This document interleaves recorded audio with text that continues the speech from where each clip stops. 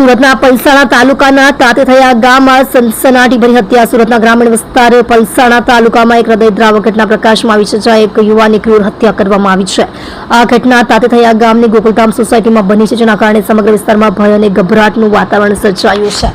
પોલીસના જણાવ્યા અનુસાર મૃતકનું નામ બોરીકર યાદવ છે. ઉંમર 34 વર્ષ છે. છેલ્લા 4 વર્ષથી તાતેથયા ગોકુલધામ સોસાયટીમાં પોતાના પરિવાર સાથે રહેતો હતો. આ ઘટનાને અંજામ આપનાર આરોપી સુરત શહેરથી આવ્યો હતો. એવું કહેવામાં આવી રહ્યું છે કે આરોપીને શંકા હતી કે તેની પત્નીને બોરીકરના ભાઈ સાથે ગેરકાયદેસર સંબંધિત છે. શંકાના કારણે તેણે આ ભયાનક ઘટનાને અંજામ આપ્યો. આ દુઃખદ ઘટના આજે સવારે 7 વાગ્યાની આસપાસ બની હતી, જ્યારે ઘરના કેટલાક સભ્યો સૂતા હતા.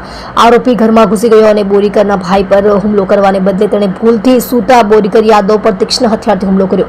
આ હુમલામાં બોરીકર યાદવ ગંભીર રીતે ઘાયલ થયા હતા અને લોહીથી લથપથ હતા. તેમને તાત્કાલિક નજીકની સંજીવની હોસ્પિટલમાં લઈ જવામાં આવ્યા હતા, પરંતુ કમનસીબે ડોક્ટરે તેને મૃત જાહેર કર્યા હતા. આ ઘટનાએ ગંભીર ચિંતા ઊભી કરી છે.